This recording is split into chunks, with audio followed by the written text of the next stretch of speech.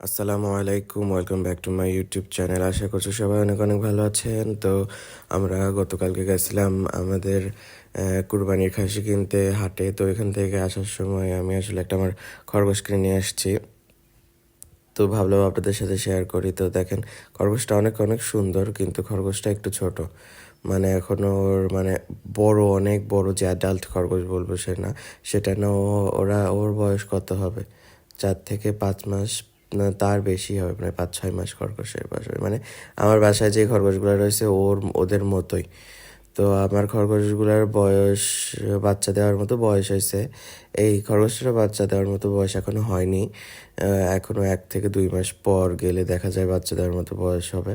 তারপরেও তো মানে আমার এই খরগোশটা নেওয়ার পরে আমি কিছুক্ষণ রেখে দিয়েছিলাম ওদের থেকে আলাদা।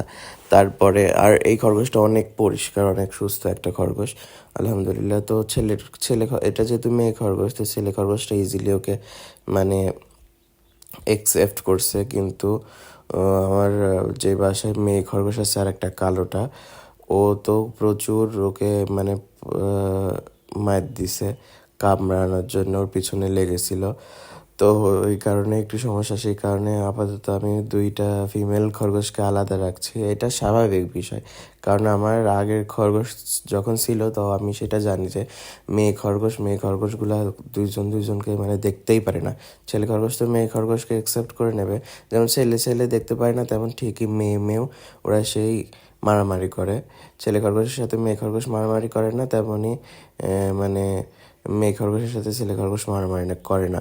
কিন্তু অন্যদিকে দেখা যায় ওরা সেম, মানে ছেলে ছেলে মারামারি করবে, মেয়ে খরগোশ তো সেই খারাপ, ওরা বেশি খারাপ হয়।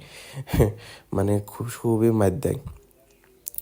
আমি প্রথমে ভাবছিলাম মারবে না, কারণ কালো খরগোশ দেখেন কিভাবে গিয়ে ওই মানে আসলে প্রথমে চেক করতেছিল এটা মেয়ে না ছেলে। যে পরে যখন বুঝছে যে এই নতুন খরগোশটা মেয়ে, তারপরের থেকে যে কি অবস্থা। তো সেই কারণে আমি আপাতত সেপারেট করে রাখছি, এই যে দেখেন। আর এই খরগোশটার নাম আমি কি রাখবো, আমার আগের খরগোশের নামগুলাই আমি যেহেতু এখন আমার এই খরগোশগুলোকে রাখছি, তো আমি এই খরগোশের নাম রাখতে পারি মিড নাইট। কারণ আমার আগের ব্রাউন কালার খরগোশের নাম কিন্তু ছিল মিড নাইট।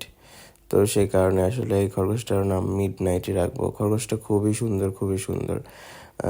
আর হাটের খরগোশ যে এত ক্লিন হবে আমি আসলে কখনো এটা ভাবতেই পারিনি। ও অনেক ক্লিন, কোনো রকম শরীরে কোনো দাগই ছিল না। তো প্রথমে এসে একটু মনে হয় ওখানে ওর মুখের সামনে যেই লোমটা একটু দাঁড়ায় দাঁড়ায় আছে, ওখানে মনে হয় মেয়ে খরগোশটা একটু মানে কামড় দেওয়ার চেষ্টা করছে। তো সুখে সুখে আসলে মেয়ে খরগোশটা মানে বোঝার চেষ্টা করতেছিল এই খরগোশটা কি, এই খরগোশটা ছেলে না মেয়ে, এই খরগোশটা ছেলে না মেয়ে। তো পরে যেই বুঝছে মেয়ে, তো তখনই মার দেওয়া শুরু করছে। খরগোশটা অনেক প্লেফুল। প্রথমের দিকে একটু আসে ভয় পাচ্ছিল, তাছাড়া ভয় পরে আমি যখনই ছেলে খরগোশের কাছে রাখছি, ও যখন বুঝতে পারছে যে এখানে আরও খরগোশ আছে, তো তারপর থেকে ও মানে ওর ভয়টা কেটে গেছে আলহামদুলিল্লাহ। আর এই যে এখানে জেরি জেরি আর টম অ্যান্ড জেরি তো আমার এইখানে যে পর্তুলিকা গাছগুলো আছে, এই পর্তুলিকা গাছগুলো খেয়ে শেষ করে ফেলতেছে।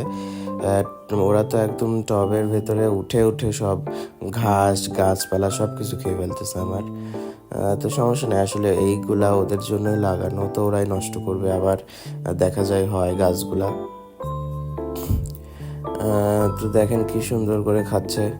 যে এই ক্লিপটা আমি রাখছি কারণ প্রথমে দেখেন জেরি এসে কিন্তু মিড নাইটকে মানে স্নিপ করে করে আসলে ট্রাই করতেছিল যে এটা ছেলে খরগোশ না মেয়ে খরগোশ। তো যখনই বুঝতে পারছে আসলে ও ওকে যেভাবে মার দিচ্ছিল ওই ক্লিপগুলো আমার কাছে নাই। তো নেক্সট টাইমে ইনশাল্লাহ ওদের আমি যখন বন্ডিং করানোর আমি চেষ্টা করছি, আমি জানি কিভাবে বন্ডিং করানো লাগে, কিন্তু একটু সময় লাগে। তো ওদের একটু সময় দিতে হবে, তারপরে দেখা যায় ওদের মধ্যে আর একবার বন্ডিং হয়ে গেলে কোনো দিনও আর মারামারি করে না, এবং ওদের মধ্যে খুবই ভালো বন্ডিং হয়ে যায়। আমার খরগোশগুলো আগে কিন্তু সব খরগোশ আমার একই সাথে থাকতো, ফিমেল খরগোশগুলো সব একই সাথে থাকতো, আর মেল খরগোশগুলো আমার বাইরে থাকতো আলাদা। কারণ যেহেতু মেল খরগোশগুলো সবগুলো একসাথে কোনোদিনও লাইফে কোনোদিনও মেল খরগোশগুলোকে আপনার বন্ডিং করাতে পারবেন না। অনেক দেখা যায় অনেক খরগোশ ছোট্টবেলা থেকে একদম একই সাথে থাকে, তখন দেখা যায় ওদের বন্ডিং হয়ে যায়, কিন্তু অচেনা দুইটা ছেলে খরগোশের বন্ডিং করানো খুবই মুশকিল, খুবই মুশকিল। তো আমি আসলে আমার আজকে ভিডিও কোয়ালিটিটা একটু খারাপ হয়েছে, কারণ সন্ধ্যা হয়ে আসছিল, ফুল একদম বাইরে অন্ধকার হয়ে গেছিলো। তো আইফোনের ক্যামেরা রাত্রের দিকে একটু কেমন যেন কোয়ালিটিটা খারাপ হয়ে যায়, যে ঝিরঝিরি হয়। তাছাড়া দিনের বেলা কোয়ালিটিটা অনেক অনেক ভালো। আমার কণ্ঠ শুনে নিশ্চয়ই বুঝতে পারছেন গাইজ, আমার ঠান্ডা লাগছে। ঠান্ডা লাগলে আমার অ্যাজমা বেড়ে যায়, তো একটু আমি অসুস্থ, তারপরে আপনাদের জন্য ভিডিও করছি। তো আজকের ব্লগটা একটু ছোট হয়েছে এই কারণে। তো আমার ব্লগটা প্লিজ ভালো লাগে লাইক কমেন্ট শেয়ার করবেন, প্লিজ আমার চ্যানেলটা সাবস্ক্রাইব করতে ভুলবেন না, ভিডিও করতে অনেক কষ্ট হয়। তো প্লিজ সবাই সাবস্ক্রাইব করবেন আমার চ্যানেলটা, আমার খরগোশের জন্য দোয়া করবেন। আল্লাহ হাফেজ।